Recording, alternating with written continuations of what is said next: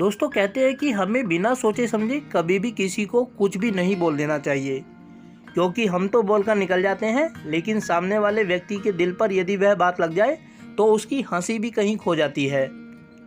प्रस्तुत कहानी बाल भारती नाम की पुस्तक से ली गई है और इसका नाम फूल कुमारी है।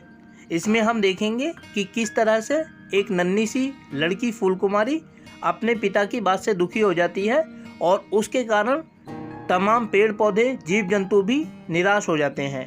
तो चलिए देखते हैं कहानी जिसका नाम है फूल कुमारी। एक था राजा, एक थी रानी, उनकी बेटी थी फूल कुमारी। जब फूल कुमारी खुश होती जोर जोर से हंसने लगती। एक दिन फूल कुमारी राजा और रानी के साथ बगीचे में बैठी थी, तभी वह जोर जोर से हंसने लगी। यह देखकर राजा ने कहा, तुम ऐसे जोर जोर से क्यों हंसती हो? यह सुनकर फूल कुमारी उदास हो गई। अब वह ना तो हंसती थी, ना खेलती थी और ना नाचती थी, गाती थी। वह उदास रहने लगी। अपनी बेटी को उदास देखकर रानी बहुत उदास हो गई। बेटी और रानी को उदास देखकर राजा भी उदास रहने लगा। एक दिन राजा बहुत उदास बैठा था। उसके पास एक आदमी आया और बोला, राजा, सब फूल मुरझाने लगे हैं, वे उदास हो गए हैं।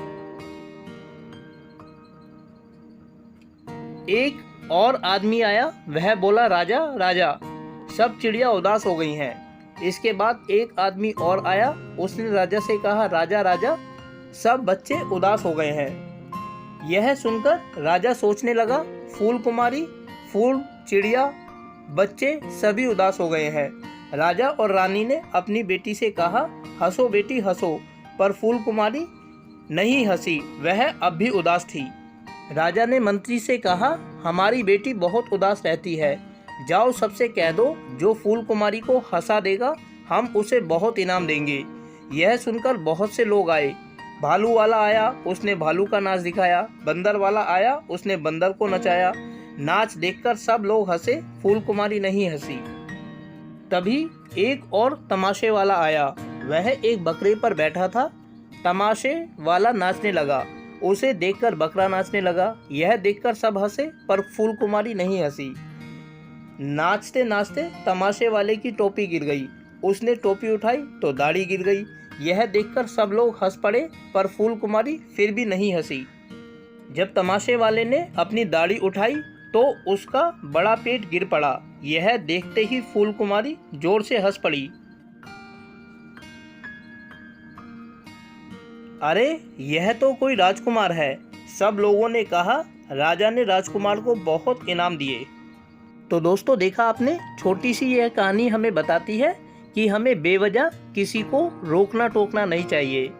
हो सकता है कि वह बात उस व्यक्ति के दिल पर लग जाए और वह निराश हो जाए, और उसके साथ साथ वे तमाम लोग भी निराश हो जाएं जो उससे जुड़े हुए हैं। तो हमें अपनी ज़िंदगी में बिना किसी कारण के किसी को रोकना टोकना नहीं चाहिए। यदि कोई व्यक्ति हंसने का आदी है तो हमें उसे हंसने देना चाहिए। दोस्तों उम्मीद करता हूं कि आप लोगों को यह वीडियो अच्छी लगी होगी, और साथ ही आप लोगों से अनुरोध करता हूं कि यदि वीडियो अच्छी लगी तो वीडियो को लाइक और चैनल को सब्सक्राइब जरूर करें। इसके अलावा आगे आने वाले अन्य दिनों में अन्य वीडियोज़ को देखने के लिए जुड़े रहें मेरे साथ मेरे इस YouTube चैनल पर, जिसका नाम है सिंपल एजुकेशन। फिलहाल आप लोगों से विदा लेना चाहूँगा। वीडियो को देखने के लिए आपका बहुत बहुत धन्यवाद।